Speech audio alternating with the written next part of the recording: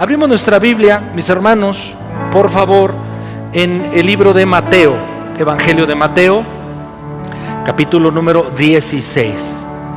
Evangelio de Mateo, capítulo 16, para dar lectura a los versículos 13 al 16.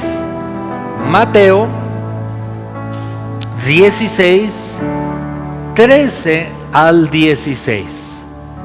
Y de ahí voy a rescatar solamente una idea central como punto de partida para el mensaje que hoy comparto delante de ustedes.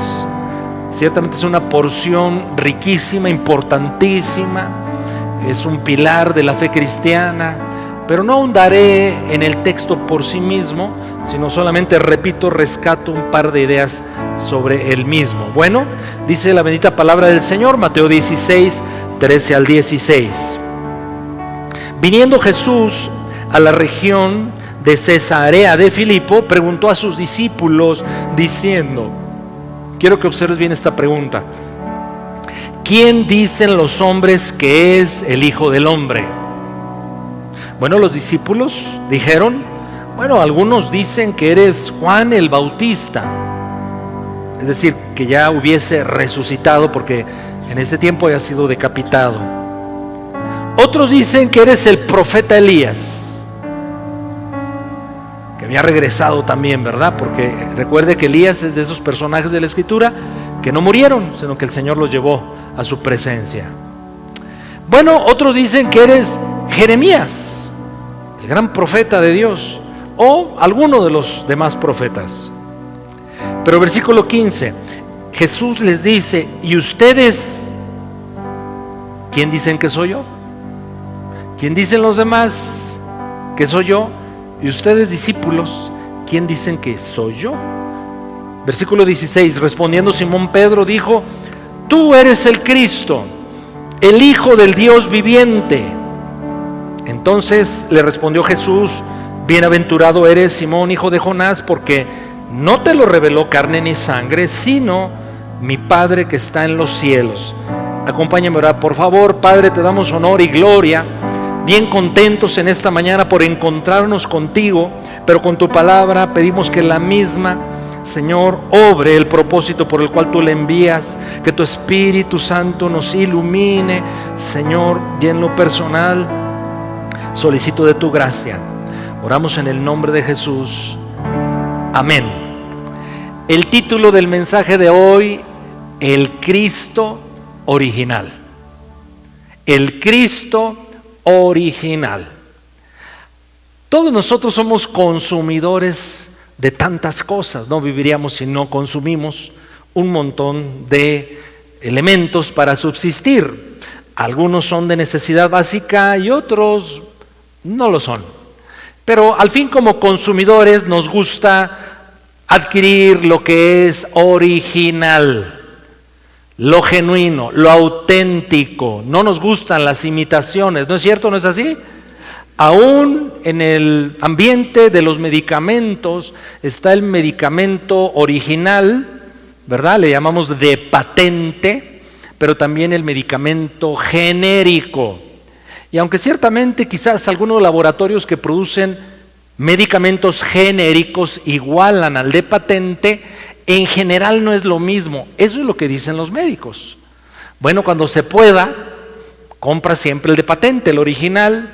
Y bueno, cuando no sea el caso, bueno, procura el genérico. Eso ya está en cada quien. Recuerdo, hablando del original, de lo auténtico y de lo que no lo es, y vuelvo a decir que no nos gustan las imitaciones.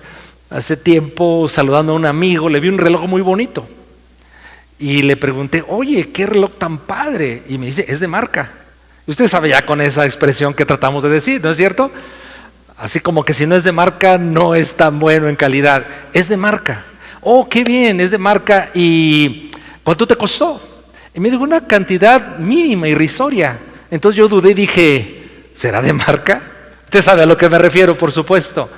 Y me dice, bueno, en realidad lo compré en Tepito. Ya hice para atrás, dije, no creo que sea original ni de marca. Dije, entonces es Fayuca. Me dice, no, es réplica. Y qué interesante manera de lavarse las manos, ¿no le parece? Y ya con eso ya es de réplica, es como el original, una clase de eufemismo, ¿no? Está un eufemismo, es una expresión que trata de disminuir el impacto rudo negativo que queremos decir acerca de algo. Lo que trato de decir en esta mañana, mi hermano, mi hermana, es que tenemos que reconocer que vivimos tiempos especiales como pueblo de Dios y de tanta divulgación de mensajes cristianos, de mensajes basados en la Biblia, que tenemos que aprender a distinguir entre lo auténtico, lo original, de lo que es falso, de la imitación. La semana pasada vimos el llamado de Dios que hacía a su pueblo de Israel a través de Jeremías para volver a las sendas antiguas, y era regresar a los caminos originales, los caminos primarios auténticos, porque el camino de Dios, mi amado, mi amada, es el camino único y seguro. La palabra nos instruye a todos nosotros como iglesia, a los creyentes, a los seguidores de Cristo, a que revisemos de vez en vez si estamos en la fe original y así asegurarnos de que estamos creyendo en el Cristo verdadero, en el Evangelio auténtico, y sigamos al Señor como Él se ha presentado justamente en la Escritura y constatado por la historia, por supuesto, y no sigamos un Cristo distorsionado y un evangelio que no sea el auténtico.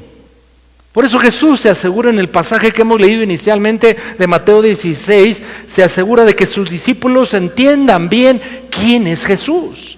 Y por eso les preguntan, ¿y ustedes quién dicen que soy yo? Y lo que respondamos a esta pregunta, es decir, hablándonos Dios directamente, Cristo específicamente, directo a nosotros, preguntándonos, bueno, ¿y ustedes quiénes dicen que soy yo? Cristo Jesús. La respuesta a esta pregunta, mis hermanos, habrá de determinar dos cosas: mi relación con Dios y qué clase de vida presente tendré, pero eterna también.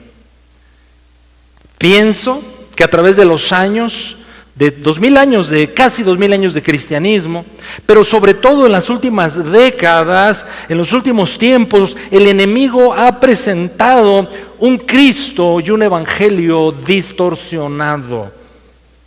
El evangelio es ciertamente buenas nuevas, lo sabes, ¿verdad?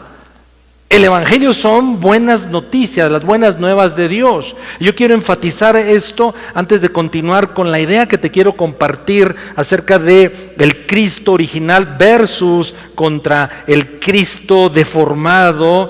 El evangelio son buenas nuevas. Recordemos algunas cosas que ya sabemos de la Escritura. Vamos por favor a Lucas capítulo 2. Versículos 10 en adelante, para que veas lo que significa el evangelio inicialmente y cómo fue anunciado, no por cualquiera, por ángeles del cielo. Lucas capítulo 2, versículos 10 al 14. Lucas 2, 10. Pero el ángel les dijo a los pastores de aquella noche, cuando Cristo nació entre nosotros: no teman, porque aquí os doy nuevas de gran gozo. Eso es el evangelio. Son nuevas de gran gozo, que serán para todo el pueblo. ¿Cuál es la noticia? ¿Cuál es la buena de gran gozo? Que os ha nacido hoy en la ciudad de David un Salvador, que es Cristo el Señor.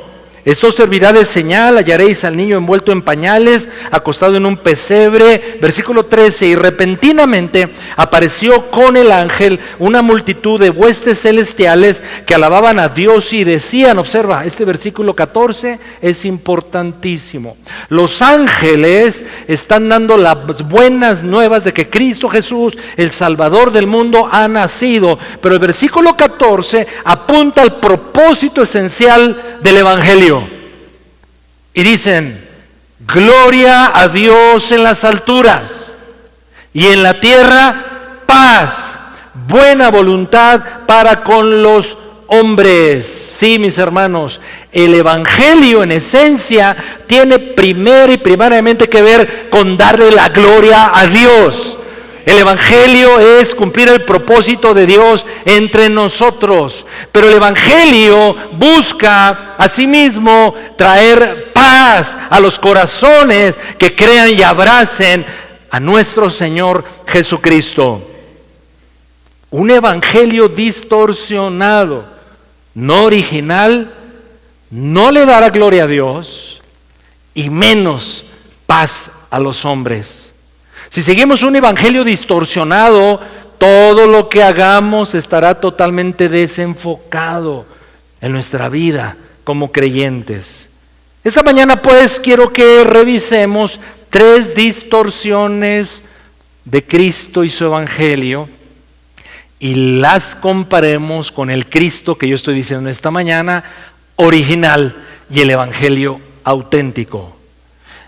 Primera cosa que quiero que revisemos, y esta frase es tan popular, en primera instancia suena bien, pero debemos considerarla a la luz de 2 cosas, del texto bíblico, de las Sagradas Escrituras, y discernir la intención de que proclama, de quien dice estas cosas.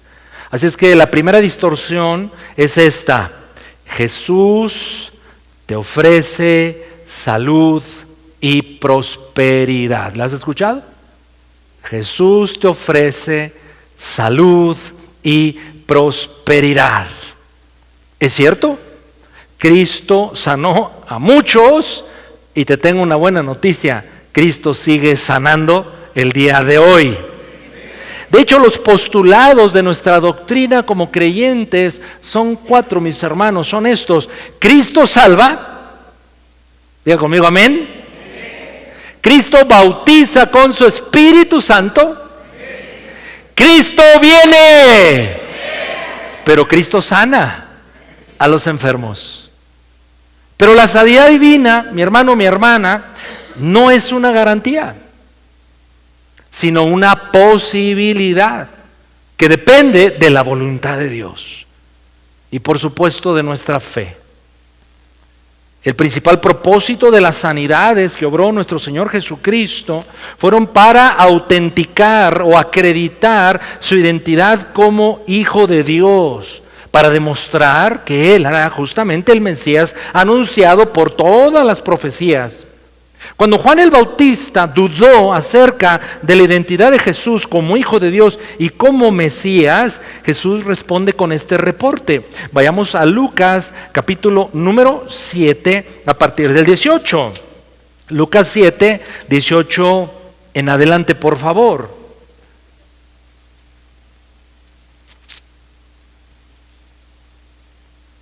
Los discípulos de Juan el Bautista, porque la circunstancia particular de este momento es que Juan el Bautista está preso.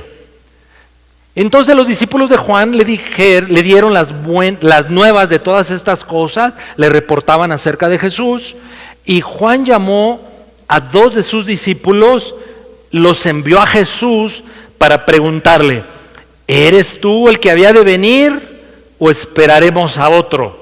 Y mira la respuesta del Señor. Cuando pues los hombres vinieron a Jesús, dijeron: Juan el Bautista nos ha enviado a ti para preguntarte: ¿eres tú el que había de venir o esperaremos a otros? Versículo 21, en esa misma hora Jesús sanó a muchos de enfermedades y plagas, de espíritus malos, y a muchos ciegos les dio la vista. Versículo 22, muy importante. Y respondiendo Jesús les dijo: vayan, hagan saber a Juan lo que han visto y oído. Los ciegos ven, los cojos andan, los leprosos son limpiados, los sordos oyen, los muertos son resucitados, y a los pobres es anunciado el Evangelio. Para autenticar o autentificar son sinónimos, las 2 formas se pueden usar, o acreditar que Jesús es el Hijo de Dios, el Mesías esperado. Jesús sanaba. Sus milagros obraban en gran medida con ese propósito. Pero no es el único propósito por el cual Jesús sanaba y sana. También lo hace por mera gracia y por mera misericordia, por mera compasión con el doliente. Vemos en Lucas capítulo 18, a partir del versículo 38, repito, que Jesús sanó y sana, sí, para autentificar que Él es el Hijo de Dios, pero también por misericordia para el doliente. Leamos pues Lucas 18, 38. Entonces dio voces uno que estaba ciego, diciendo: Jesús, Hijo de David. ¿Qué pedía este ciego? Ten misericordia de mí. Él ya sabía que era el Hijo de David. Él ya sabía que era el Mesías. Pero ahora lo que él solicita al Señor es misericordia.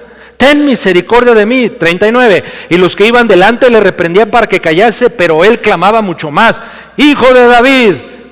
Otra vez, el énfasis del clamor del doliente, del ciego, es: ten misericordia de mí. Entonces Jesús, deteniéndose, mandó traerle a su presencia, y cuando llegó le preguntó diciendo: ¿qué quieres que te haga? Y él le dijo: Señor, que reciba la vista. Versículo 42, Jesús le dice: recíbela, tu fe te ha salvado. Entonces hay una conexión entre la misericordia y la necesidad, pero la fe. Pero el Señor también, nuestro Señor Jesucristo, sanaba para demostrar que Él daba algo mejor que la propia sanidad, y que solo Dios puede otorgar: el perdón de pecados. Vayamos a Marcos capítulo número 2, versículo 5 en adelante, por favor. Marcos 2, 5 en adelante. Iban algunas personas en camilla llevando a un paralítico, lo descuelgan de un agujero que hicieron en el techo de la habitación donde Jesús estaba ministrando. Bueno, y leemos esto: al ver Jesús la fe de ellos, dijo al paralítico: hijo, tus pecados te son perdonados. Entonces estaban allí sentados algunos de los escribas, los cuales cavilaban en sus corazones: ¿por qué habla este así? Blasfemias dice. ¿Quién puede perdonar pecados sino solo Dios? Y conociendo luego Jesús en su espíritu que cavilaban de esta manera dentro de sí mismos, les dijo: ¿por qué caviláis así en vuestros corazones? ¿Qué es más fácil decirle al paralítico: tus pecados te son perdonados? ¿O decirle: levántate, toma tu lecho y anda? La respuesta es obvia. Versículo 10, pues para que sepan que el Hijo del Hombre tiene potestad en la tierra para perdonar pecados, dice al paralítico: a ti te digo, levántate, toma tu lecho y vete a casa. Esto es importantísimo subrayarlo, que nuestro Señor Jesucristo también sanaba porque quería otorgar algo mayor que la sanidad física, y que solo Él puede darnos: el perdón de pecados. Y habría otras razones por las cuales Cristo Jesús sanaba, pero yo te vengo a decir que confrontemos a la luz de las Escrituras esa declaración tan popular en los ambientes cristianos: Cristo nos ofrece salud y prosperidad. Sí, lo puede hacer, Él puede sanar, pero no es garantía de que lo haga necesariamente. La sanidad no es una obligación de Dios hacia nosotros. Él puede sanar. No quiero equivocarme en lo que trato de comunicarte en esta mañana. Pero si tú y yo solamente aceptamos y seguimos a Cristo porque Él me sana, hay un problema en ese planteamiento. Que trataré de seguir a Cristo Jesús siempre y cuando Él haga cosas buenas para mí. Y no es la esencia del Evangelio. Ciertamente Cristo Jesús también puede prosperarnos materialmente, financieramente, económicamente, y también en nuestras relaciones conyugales y con los hijos y en la familia. Sí, es verdad que si ponemos en práctica la palabra de Dios en obediencia y en fe, la Biblia dice tantas cosas acerca de la prosperidad bíblica, como por ejemplo: el alma generosa será prosperada, y el que sacie a otros también será saciado. O también habla del trabajo diligente que se hace con empeño, dedicación, calidad. La Biblia promete eso siempre va a dar fruto y siempre va a permitir un progreso a los ojos de Dios. Pero en última instancia el criterio principal, mis hermanos, en la actividad financiera, laboral que hagamos debe ser que hagamos todo como para el Señor y para su gloria y sus propósitos. Y haciendo entonces esas cosas, dejémosle a Dios los resultados. No dudo que el Señor pudiera hacer eventualmente a cualquiera de nosotros los presentes, los que estamos en línea, millonarios, económicamente hablando, y millonarios en dólares. ¿Cuántos dicen, ay Señor, pues acaso seré yo, Señora, de quien estás hablando? Pero no es obligación de Dios. Él se ha prometido satisfacer todas nuestras necesidades, pero no necesariamente hacernos ricos materialmente. Y eso debemos entenderlo y aceptarlo, mis hermanos, sin cancelar la posibilidad de que pudiera ser así, si esa es la bendición que el Señor tiene preparada para nosotros. Así es que no es el objetivo del Evangelio hacernos ricos materialmente. No lo es. Hay un canto bien lindo, y los de Parchís para acá, los de mi generación, a lo mejor lo recuerdan, que dice, si Él cuida de las aves, ¿se acuerdan? Cuidará también de ti. ¿Cómo podré estar triste? ¿Cómo entre sombras vivir? ¿Cómo sentirme solo y en el dolor sufrir? Si Cristo es mi consuelo, mi amigo siempre fiel. Y otra vez, si Él cuida de las aves, ¿no vales tú más que las aves? Entonces, cuidará también de ti. Esa es la promesa del Señor. Somos su rebaño, Él es nuestro pastor. Por supuesto que sí, pero el Evangelio no hace énfasis en nuestra prosperidad económica, mis hermanos. Si la bendición de Dios, como promueven muchos exponentes del evangelio distorsionado, algunos le llaman así, el evangelio de la prosperidad, y vaya que hay un montón ahora y son muy populares, pero si el objetivo de Dios fuese que su bendición se midiera por salud, por riqueza, por comodidad, pues entonces ni Pablo, ni los apóstoles, ni los primeros discípulos, ni la mayoría de los profetas del Antiguo Testamento tuvieron esa bendición. Porque el énfasis del Evangelio es totalmente otro. Decirte, mi hermano, mi hermana, que por el testimonio de la Escritura, pero el testimonio de la historia, los primeros discípulos de Cristo no lo seguían, escucha bien por favor, para mejorar su calidad de vida. Como si el objetivo de los cristianos fuese poder vivir mejor económicamente y en salud física. No tiene nada de malo esos objetivos.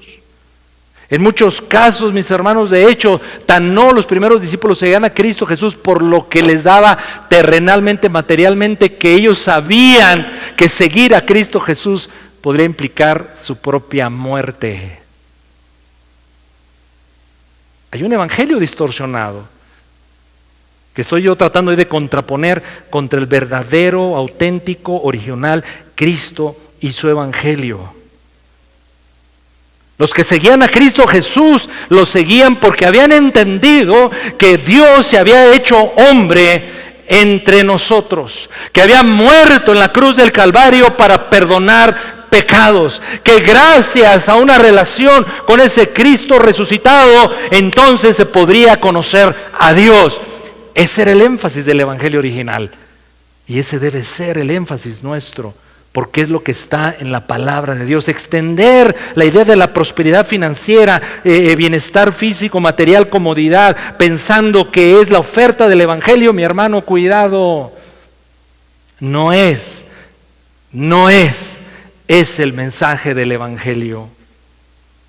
Hablando de los primeros creyentes, hubo un personaje, Policarpo, anda, búscalo ahí en internet, lee un poco de su biografía. Después de los apóstoles hay una generación de líderes, de hombres que son receptores de la doctrina apostólica, igual de fieles que ellos a nuestro Señor Jesucristo, y se les conoce así, los padres de la iglesia.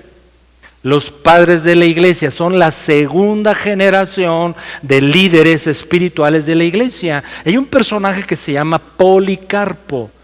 Y te comento acerca de él como una buena ilustración, como un buen modelo de lo que significaba seguir a Cristo Jesús en los tiempos primeros.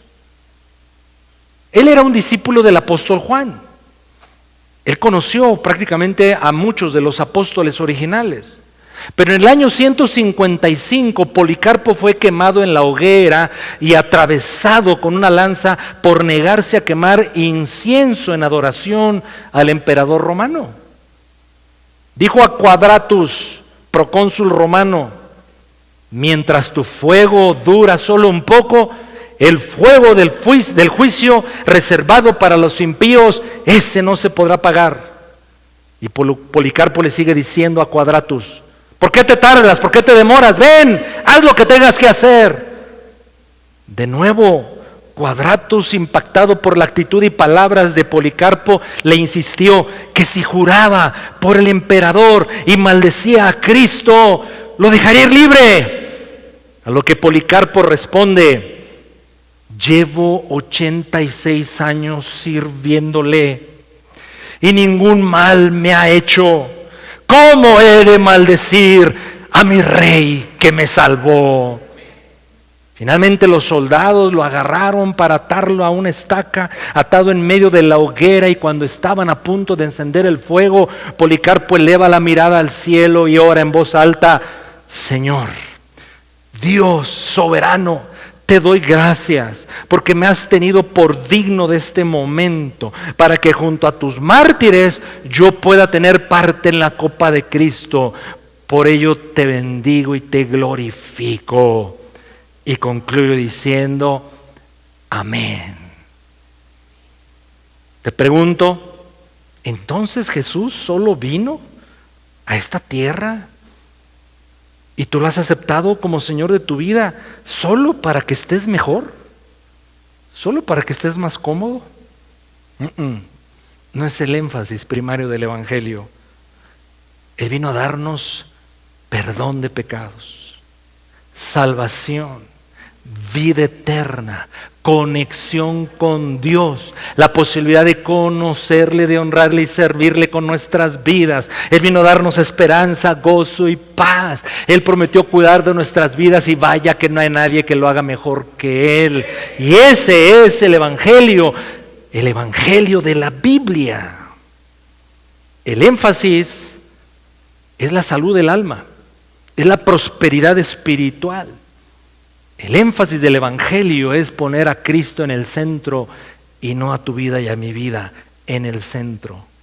Porque la propuesta, la invitación y presentación del Evangelio es muchísimo más grande a lo que tú y yo podamos terrenalmente aspirar. Cristo te ofrece salud y prosperidad. Eventualmente lo hace. Eventualmente, de hecho, lo ha hecho con muchos de nosotros. Es su gracia, es su misericordia. Pero insisto, mi hermano, que nadie te presente un evangelio ni compres esa distorsión de que sigue a Cristo y todo te saldrá como tú quieres que salga. Eso no es el evangelio. Eso es una distorsión del evangelio. Una segunda idea, una segunda distorsión de Cristo y su evangelio. Y veremos cuál es el énfasis bíblico. Y mi hermano, hoy yo, y bueno, espero que siempre sea así, no me puedo equivocar, porque está en la Biblia tan claro revelado lo que es el evangelio auténtico. La declaración, con mucho marketing, con mucha publicidad, es esta: Jesús cumplirá todos tus sueños. ¿Ah? Está padre, ¿no? Jesús, como te ama tanto y es el Hijo de Dios Todopoderoso, ha venido a tu vida porque va a hacer posibles todos tus sueños. Es la exaltación del yo. Esta clase de mensaje usará la Biblia extrayendo verdades a medias, o de plano tuerce las verdades de Dios. Y el exponente de tales clases de declaraciones querrá que la Biblia diga lo que el exponente quiera decir. En realidad esta clase de mensaje, mi hermano, mi hermana, se dirige a un deseo que todos tenemos. El deseo de tener más. El deseo de ser más. El deseo de sentirnos mejor. ¿Quién no quiere esas cosas? La publicidad en la mayoría de los casos es tan exitosa que es lo que ofrece. Pruébalo, consúmelo, adquiérelo y vas a ser mejor. Y vas a ser más chipocludo. ¿Ah? No vayas a la Fayuca de Tepito, compra, como dije inicialmente, algo de marca. Jesús cumplirá todos tus deseos. Sí, esta clase de mensaje quiere saciar los deseos de la carne, de los ojos y de la vanagloria de la vida. Son los 3 deseos que Satanás promovió en Eva y en Adán. Y son los 3 deseos que Satanás trató de promover y de cumplir en Cristo mismo en la tentación en el desierto. Y esta clase de evangelio ofrece: si te haces cristiano, tu matrimonio será el mejor. Si te haces cristiano, Dios seguro te va a sanar. Si te haces cristiano, serás, cómo me choca esto, pero híjole, tan socorrida esta frase, serás un campeón. Pues a los tales yo les digo que el propio grupo de Rock Queen también lo dice. We are the champions. ¿A poco no? El mismo objetivo, diferentes fuentes, exaltar el yo, la glorificación del yo. Ahora, decirte con claridad algo, ¿alguna de estas cosas sí llegan a pasar? Sí, porque el evangelio mejora, y mucho, por supuesto que sí. Nos cambia la mentalidad, Dios hace milagros, restaura, liberta. ¿Por qué prospera financieramente muchos cristianos cuando estaban atorados antes de llegar a Cristo Jesús? Porque la lana primero no la sabían administrar o se la gastaban en tantas cosas superfluas y el dinero se iba por un hoyo. Llegas a Cristo Jesús, Dios te enseña orden, responsabilidad, prioridades, Dios empieza a bendecir tu economía. Y yo he visto a tantas generaciones de cristianos que han prosperado, claro que sí. Pero yo quiero decirte que no es la oferta primaria del evangelio y que si eso no ocurre, no significa que Dios no te bendice y no te ama y no cumplirá sus propósitos de gloria sobre tu vida. Y entonces eso de que Cristo cumplirá todos tus sueños, mi hermano, cancela, trata de ocultar, como en los contratos, ¿no? Las letras chiquitas. No dice que hay un costo, que hay un compromiso, que hay una negación implícita en el llamado de Cristo de nuestro yo. Por eso estos mensajes continuos se basan solo en promesas lindas de la Biblia y repito, pues no lo dicen todo, no lo explican en un contexto, en un propósito, si hay condiciones que cumplir. Hablando de letritas chiquitas, le platico algo que me acaba de ocurrir. No leer las letras chiquitas. Por cierto, Cristo Jesús lo que nos presenta nunca lo hace en letras chiquitas, no, Él lo hace con letras grandísimas y de color rojo, el rojo de su sangre. Eso no lo dudemos. Pero me pasó, mis hermanos. Andaba yo comprando un producto para la iglesia, porque le aseguro que muchas cosas, la mayoría quizás que ocurren a mi familia o servidor tienen que ver con la iglesia, etcétera, etcétera. Pero bueno, lo que trato de decirles es que me presentaron un producto que cuando yo vi la cantidad de lo que costaba, dije, hay que comprarlo. Es una ganga. ¡Wow! Dios bendiga esta empresa que anda ofreciendo estas cosas. Señor, yo lo oraba con sinceridad. Señor, bendícelos, vean lo que hacen por la iglesia. Cierta cantidad de miles. ¡Wow! ¿Cómo ves, Mimosa y Eli, que son las tesoreras de la iglesia? No, es una oportunidad y vamos a darle. Perfecto. Y empezaron las juntas y vinieron y fuimos al Distrito Federal, etcétera, etcétera. Y ya cuando estábamos a punto de hacer el trato, me recuerdan, o más bien no me recuerdan porque yo no lo sabía, porque no leí las letras chiquitas. que la negociación no era en pesos mexicanos, era en dólares. Entonces ya cuando multipliqué por 20, dije, pero ¿qué es esto? Y entonces al interlocutor del otro lado le digo, mira, ahorita que colguemos, te otorgo la libertad de que te carcajes de mí todo lo que quieras. Y no me voy a ofender por no leer las letras chiquitas. Pero Cristo no hace así, mis hermanos. La presentación y demandas del Evangelio son claras, son específicas y nos marcan el costo del llamado, pero del discipulado en Cristo Jesús. Es que este mensaje del Evangelio, entre comillas, pues es como el mensaje de los motivadores profesionales. ¿Han visto aquella imagen del burrito, que va alguien montado en un burrito y que le lleva una zanahoria al frente? Y ve el burrito tratando de alcanzar la zanahoria todo el tiempo, ¿y qué creen? Nunca la va a alcanzar. Los motivadores profesionales que animan a la gente, que le inspiran, y la gente sale flotando y gritando y bailando y cuántas cosas de esas reuniones, pero la verdad es que casi nada o nada de lo que le ofrece el motivador profesional se cumple.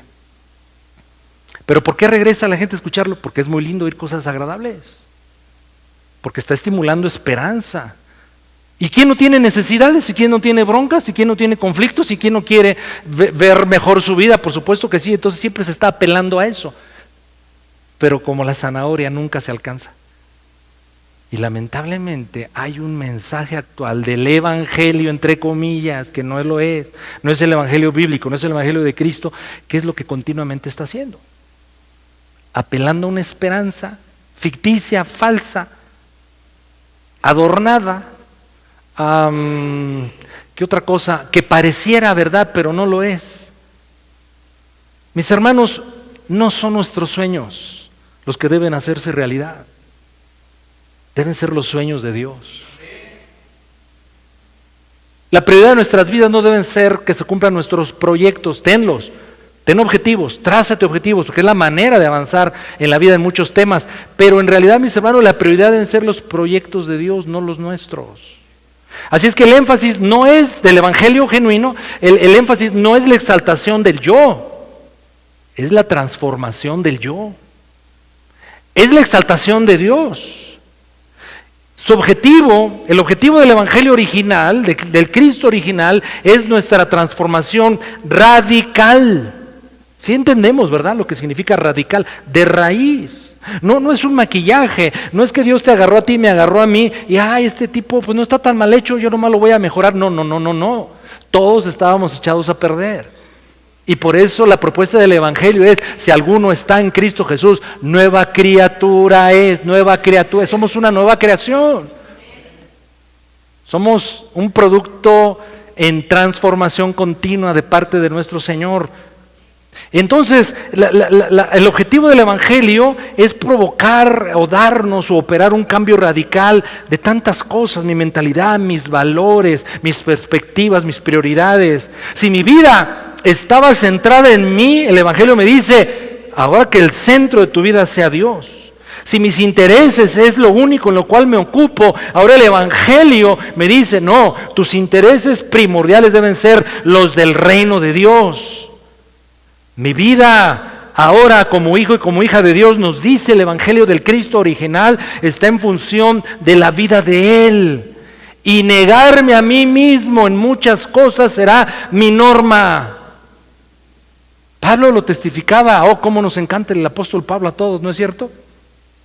En Gálatas 2:20 claramente nos da en el centro de la vida, no centrada en el yo, sino centrada en Dios y en Cristo. Gálatas 2:20, con Cristo estoy juntamente crucificado y ya no vivo yo, mas vive Cristo en mí. Lo que ahora vivo en la humanidad, en lo humano, en lo terrenal, en el cuerpo humano, lo vivo en la fe del Hijo de Dios. ¿Y por qué entiendo y aprecio tanto esto? Porque Él me amó y se entregó a sí mismo por mí. Así es que mi hermano, mi hermana, la próxima vez que tú puedas oír a un exponente de esta clase de mensajes y escuches que Jesús cumplirá todos tus sueños, cámbiale de canal, apágale, ya no sigas más esa clase de personajes, porque te van a llevar a un laberinto sin salida. ¿Y sabes qué es lo peor? A una profunda insatisfacción del alma y del espíritu. ¿Cuántos dicen conmigo amén? Y finalmente, otra declaración que vale la pena considerar que es tan popular ahora y tan mal usada y presentada. Y es posible que yo te provoque aquí en primera instancia una reacción. Qué bueno si es así, pero medita conmigo por un momento. Dios ama a todos por igual. ¿Cuántos dicen amén? No se animaron muchos. Qué bueno, porque no es cierto. Porque no es el mensaje de la Biblia. Suena bonito, suena agradable. Recordarte que Dios no es como nosotros, Él no es hombre, Él es Dios. Porque tú y yo usamos incluso el verbo amar de manera tan libertina. Oh, cómo te amo, esposa mía. Cómo amo ver el fútbol. Oh, cómo te amo, Dios. Oh, cuánto amo este sándwich. Es curioso el uso del verbo amar que usamos los seres humanos. Dios es Dios, no es nosotros. Y menos nosotros somos Él. El amor de Dios debe verse desde la perspectiva bíblica. Y al menos yo encuentro en la palabra dos clases de amor que tienen que ver con nosotros, y son de los que anotan. El amor redentor y el amor complaciente. El amor redentor y el amor complaciente. El amor redentor de Dios, sí, ciertamente se prodica, se ofrece a todas las personas. Juan 3:16, de tal manera amó Dios ¿a quién? Al mundo, que ha dado a su Hijo unigénito, para que todo aquel que en Él cree, fíjese el objetivo del Evangelio original, no se pierda, mas tenga vida eterna. No se pierda, mas tenga vida eterna. Eso es el Evangelio original. Bueno, sin embargo, este amor redentor no aplicará, no operará, no logrará su objetivo si no se cree. Opera para el que cree. Entonces eso de que Dios ama a todos, sí es cierto, con su amor redentor, pero no todos, lamentablemente, reciben esa clase de amor por la fe, para experimentar esta clase de amor. En Romanos capítulo número 5, versículo 9, se extiende esta idea. Pablo dice, mas Dios muestra su amor para con nosotros, en que siendo aún pecadores, Cristo murió por nosotros. Amor redentor, por supuesto que sí. Este amor, aunque es universal, solo se materializa bajo una sola condición: creer en nuestro Señor Jesucristo. No hay otra manera. Esto es lo que enseña la Biblia. Ahora, cuando usé la palabra universal, te advierto que hay una doctrina pseudo-cristiana que se conoce como universalismo, que propone que como Dios ama a todos y como Cristo murió por todos en la cruz del Calvario, entonces nadie se va a ir al infierno, sino todos eventualmente se van a ir al cielo. Es una mentira, pero tan popular se hizo en los siglos de la era cristiana y ahora más. Mire, yo he escuchado predicadores Pues yo, es que pues no me animo todavía. Un día hasta les voy a dar santo y seña de tales predicadores a los que aludo. Pero uno popularísimo. Dicen que tiene la iglesia más grande en los Estados Unidos. Lo entrevista la señora Oprah. Oprah se llama, una morenita. Lo entrevista Larry King. Lo entrevistan los grandes. Y bueno, finalmente, oye, bueno, entonces tú, fulano predicador, estás diciendo que solo a través de la fe en Cristo Jesús se puede obtener perdón de pecados, salvación y vida eterna. ¿Y la respuesta? Bueno, yo no puedo asegurar eso, yo no puedo condenar a las personas por algo que a mí, pues, y ahí se parecía Cantinflas. Y se pone peor la cosa porque dice, bueno, mi papá y yo hemos viajado a la India. Ya vemos que la gente tiene mucha devoción por Dios y ama a Dios y adoran a sus dioses, sí, pero se nota en su corazón que aman mucho a Dios. Entonces yo ¿cómo puedo mandar al infierno, condenar a esas personas? Entonces que no se diga ni pastor ni creyente, sino enseñar el evangelio de Cristo. Pero es que eso no importa. ¿Sabe qué es lo que importa? La fama, la popularidad, las audiencias y dinero, mucho dinero. Eso es lo que está tras o en el fondo de esta clase de mensajes. ¿No lo he perdido todavía? Ya estoy concluyendo. Así es que hay un amor redentor, claro que sí, hay un amor redentor, pero hay de Dios, pero hay un amor complaciente.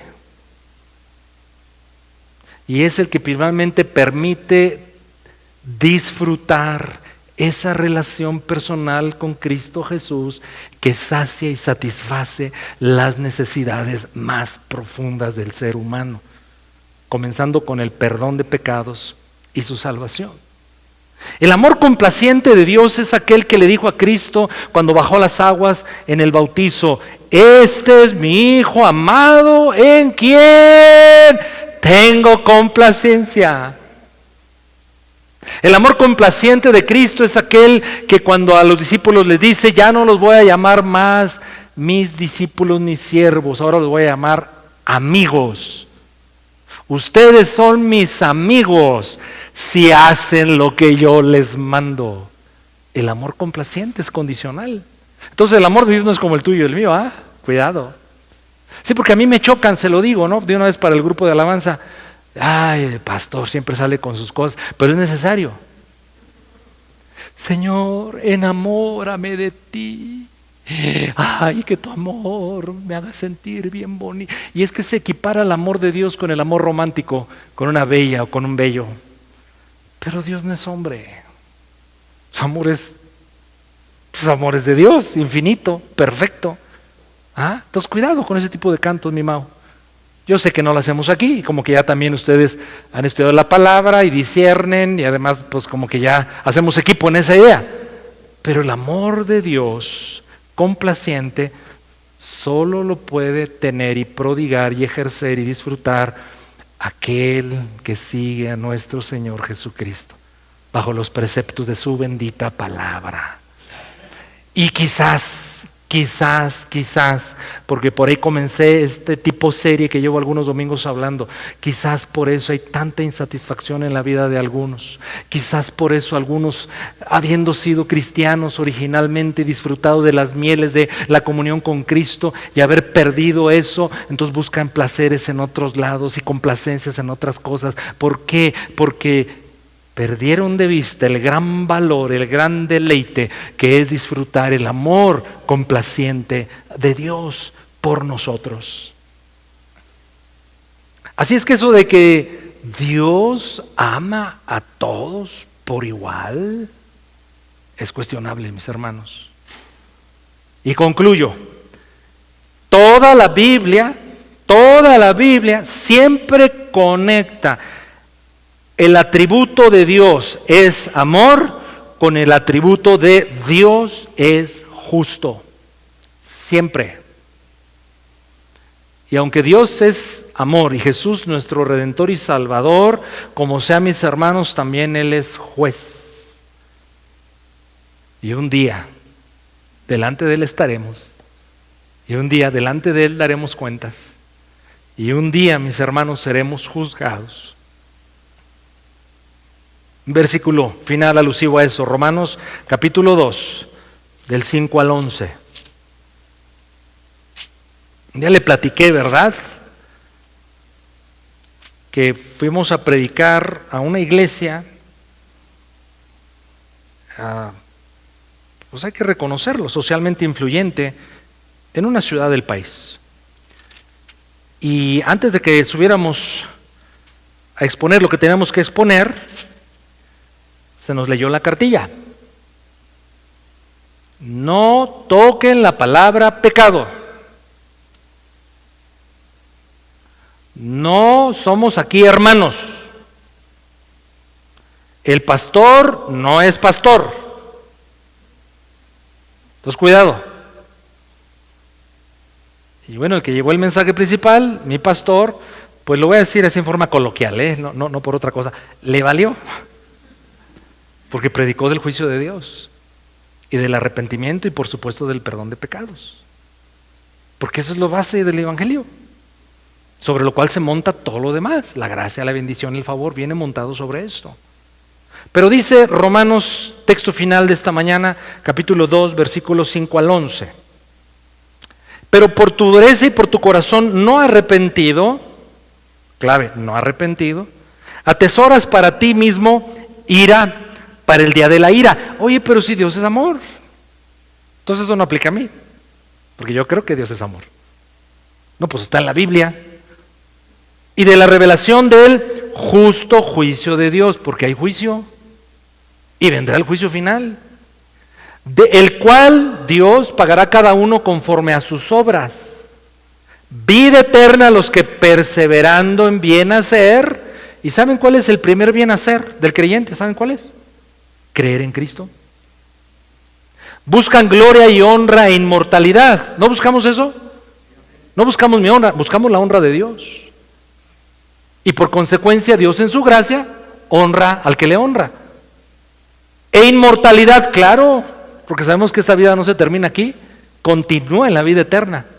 Pero ¿qué hace Dios? También Él acumula o tiene destinada ira y enojo a los que son contenciosos y no obedecen a la verdad. ¿Y cuál es la verdad? El evangelio. Sino que obedecen a la injusticia. 9. Tribulación y angustia sobre todo ser humano que hace lo malo. ¿Y cuál es lo primario malo? Malo significa muchas acciones malas, actitudes malas, ciertamente. Pero lo primario malo, ¿sabe cuál es? No creer en Jesucristo, negarle, rechazarle. Primeramente al judío, también al griego. Pero versículo 10, pero gloria, honra y paz a todo aquel que hace lo bueno. ¿Y cuál es lo primero bueno? Creer en Jesucristo. Al judío primeramente y también al griego, porque no hay acepción de personas para con Dios. Bendito evangelio, auténtico, puro, que nos guarda de la ira venidera. Por cuanto, por gracia y misericordia, hemos creído en el Cristo original. Un par de ideas finales como conclusión. Hay mucho mensaje hoy, mis hermanos, que es, reconozcámoslo, popular, atractivo, pero bien superficial. En una primera instancia se oye y se siente bien y claro, sí, la fe y es que Dios es así, sus promesas, puede ser impactante al principio, pero miren, a la larga no satisface, no llena el hambre de Dios. De hecho, nos deja con hambre. El Evangelio de Cristo, el Cristo original, aunque puede parecer inicialmente nada atractivo, es el único que satisface. A seguir a Jesús, mis hermanos, claro que es lo mejor que podemos hacer. Pero lamentablemente, siguiendo la corriente de este mundo consumista, se trata de convertirlo en comida rápida. Y es un producto más que se ofrece para saciar nuestras necesidades del momento. No nos acostumbremos, mis hermanos, por favor, a oír verdades a medias, que no sacian al verdadero buscador y que dejan de lado el mensaje básico, elemental de Cristo Jesús, su cruz su vida, su misión y nuestro llamado a una entrega total a Él. El Jesús original. Solamente lee la Biblia, mi hermano. Solo lee la Biblia. Eso es todo lo que te invito a hacer. Ay, pastor, ¿para qué me hizo gastar 45 minutos oyéndolo? Por ahí hubiera empezado. Pues nomás dígame, lea la Biblia y ya. ¿Verdad? Como dicen los norteños, ¿para qué tanto brinco estando el piso tan parejo? Pero sospecho que ya no se lee la Biblia como debiera. Y que somos una generación acostumbrados a lo rápido, a lo fugaz, a lo que impacta, a lo que hace sentir bien. Y así no podemos tratar el Evangelio de nuestro Señor Jesucristo. Inclina tu rostro en tu lugar, por favor. Padre, te damos gracias, honor y gloria por tu palabra. Gracias, Señor, por tu bondad y misericordia. Gracias, Señor, porque no nos estamos presentando como los sabelotodo o los sin defectos o los que sí tenemos la sana doctrina. No, Señor, con humildad solo queremos hacer tu voluntad, como está expresada con tanta claridad en la palabra de Dios. No queremos ni añadirle ni quitarle, porque además eso trae nuestra condenación. No, Señor, pero queremos conocer al Cristo original y seguirlo y servirlo, aquel que sacia verdaderamente la necesidad del alma, aquel que es el único capaz de satisfacer los anhelos más profundos del ser humano, aquel que nos ama tanto, tanto, tanto, que no nos deja igual, sino nos toma para cambiarnos radicalmente, una nueva mentalidad, un nuevo yo, aquel que está tan drásticamente transformándonos, que va sustituyendo la exaltación del yo a la exaltación de Dios. La transformación radical por la palabra del Espíritu al creyente seguidor de Jesucristo, que promueve en él una idea clara: estoy en esta tierra no para mí, mis deleites y confort, sino para promover la gloria del Dios que me amó y dio su vida por mí. Señor Jesús, eso es todo lo que anhelamos: seguirte honestamente, sencillamente, íntegramente. Señor, pero nos ha tocado vivir un tiempo complicado, donde el Evangelio, Señor, esto ha ocurrido todo el tiempo, desde que nació la iglesia hace casi 2000 años, claro que sí. Pero ahora, Señor, yo pienso que Satanás, sabedor que le queda poco tiempo, y habiendo toda una gama, un conjunto de tantos y tantos mensajeros, Señor, del Evangelio distorsionado, que buscan su exaltación, que buscan levantar su propio reino, que buscan influencia, que buscan audiencias, pero dinero, Señor, entonces tu iglesia puede ser engañada. Y es una advertencia que la Biblia claramente anticipó en palabras de Cristo Jesús. Sí, Señor, ayúdanos y guárdanos. ¿Cuál es nuestra defensa? No es complicado. Es encontrarnos contigo en tu palabra con tanta frecuencia como sea posible, y ser sencillos y humildes para que tú nos transformes con ella. Sí, Señor Jesús, danos de tu gracia, en el nombre de Jesús. Amén.